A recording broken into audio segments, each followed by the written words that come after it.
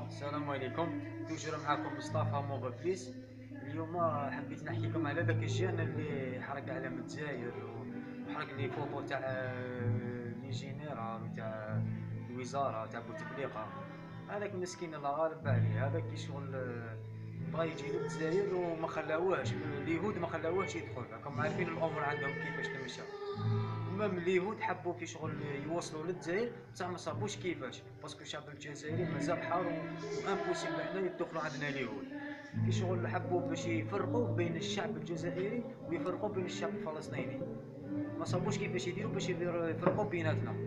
مالك داروا هذاك الجان خدموه، قالوا له حنا نوفروا له كل شوكه وصنع هذا الحدث هذا تاع حرق لي فوطو وحرق علم الجزائر، وحنا نوفروا له كل شيء.